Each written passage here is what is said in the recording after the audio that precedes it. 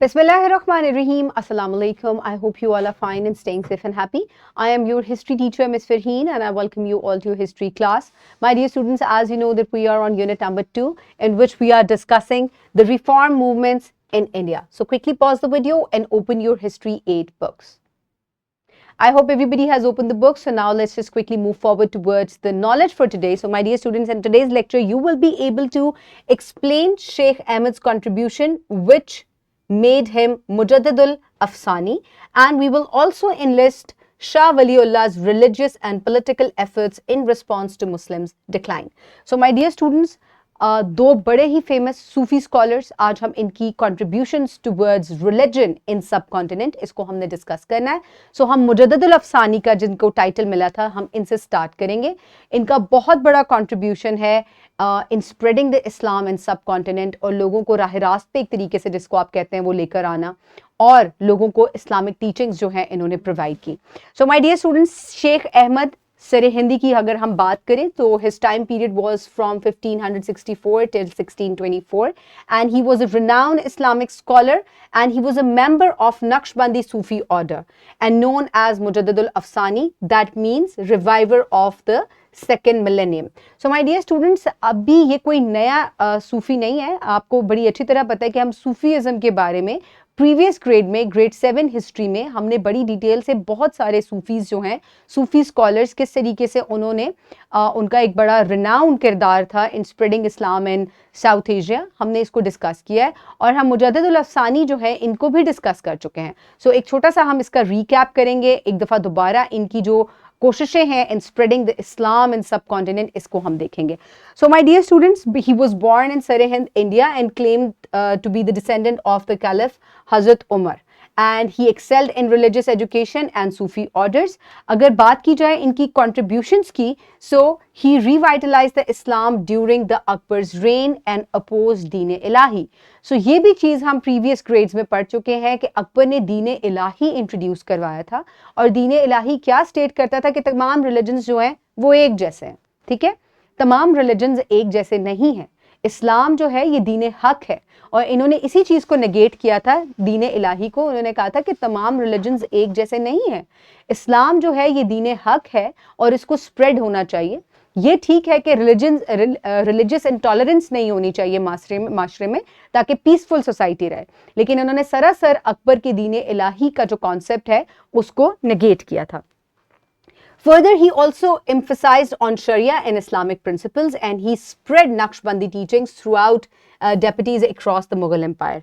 And his notable works included the Maktab and Ibadat-e-Nabwa, and he gained favor at the Mughal court due to his teachings. So, इनको जो है बड़ा high order और बड़ा high rank जो है वो मुगल एम्पायर में आगे मिला in the courts, ताकि इनसे जो दीन और रिलीजन से रिलेटेड जो टीचिंग्स हैं उनको जो है वो हासिल किया जा सके. और इसके अलावा जब भी कोई चीज़ गवर्नेंस के अंदर आती है, तो एक मुस्लिम एम्पायर थी, तो इनको ये टीचिंग्स जो है बड़ी इंपॉर्टेंट थी इनके लिए, क्योंकि इनको रिलेट करना होता था कि किस तरीके से हमारा दीन जो है वो किसी भी मसले में क्या चीज़ कहता है. तो he was very notable in that also. So further the notable works of him वर कि इन्होंने बहुत से जो लेटर्स हैं जो कि मुगल एम्पायर के थे, which were 536 letters, उनको भी जो है एक जगह इकट्ठा किया एज मकतब. एंड इसके अलावा इन्होंने बहुत सी जो बुक्स हैं, रिलीजियस बुक्स हैं, उनको मुख्तलिफ ज़बानों में ट्रांसलेट किया. And his writings were widely respected and contributed to the reform of Islamic thought. उसके बाद आ जाते हैं शाह वलीउल्लाह, देहलवी भी इनको कहा जाता है. His time period was from 1703 till 1762, और आप जानते हैं कि ये टाइम पीरियड कौन सा है. ये वो वाला टाइम है जब मुगल एम्पायर जो है वो डिक्लाइन की तरफ जा रही थी, और बहुत सी रीजनल पावर्स जो हैं, जैसे कि मराठास जो हैं, वो काफ़ी ज़्यादा पावर जो है उनके पास आती जा रही थी. दे वर राइजिंग टू पावर. तो इस तरह के मौके पर इनका एक बड़ा मेजर कंट्रीब्यूशन है इन द सब कॉन्टिनेंट, इसको हम डिस्कस करते हैं अभी.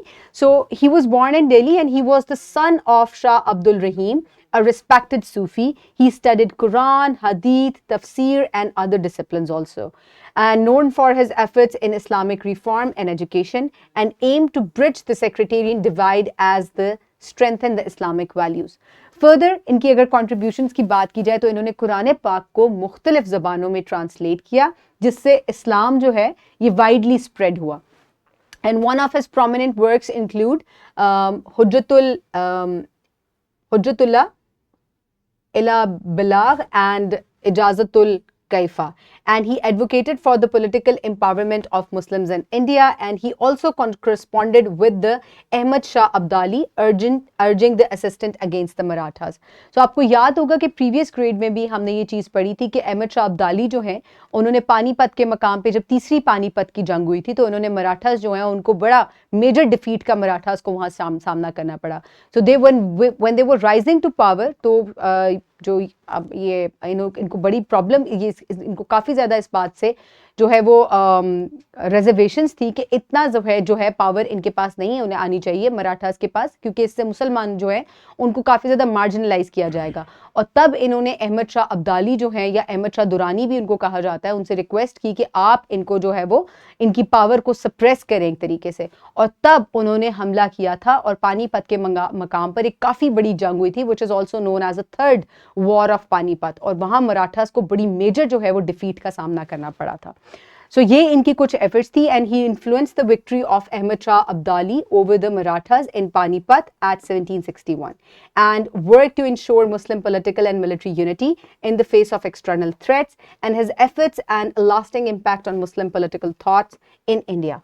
So इस वजह से इनकी teachings की वजह से और जो इनका ना सिर्फ इस्लामिक टीचिंग्स के ऊपर फोकस था बल्कि ये पॉलिटिकली भी और मिलिट्री वाइज भी मुसलमानों को स्ट्रेंथन और पावरफुल देखना चाहते थे.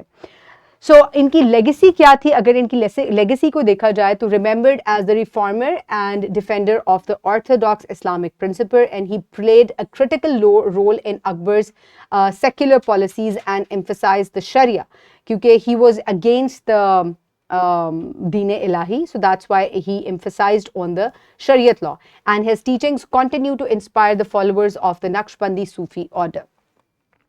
और इसके बाद शाह वलीउल्लाह की अगर बात की जाए इनकी क्या लेगेसी थी, सो his works contributed to the reform of Islamic education and scholarship, और इसके अलावा he was also involved in the politics to inspire later Muslim leaders in the India, and also influenced to continue the to resonate in Islamic thoughts and education in South Asia.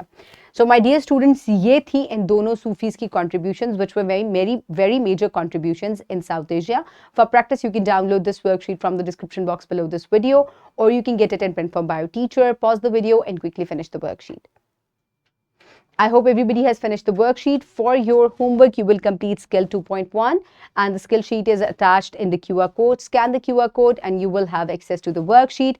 So my dear students, today's conclusion of the lesson is आज हमने दो student learning outcomes थे जिसको हमने एक ही knowledge के अंदर cover किया है, नॉलेज 2.2, जिसमें हमने दो सूफीज जो हैं मेजर सूफी स्कॉलर्स उनकी contributions towards the spread of Islam in south Asia and how they were politically very active to help Muslims out. So हमने ये भी चीज़ डिस्कस की.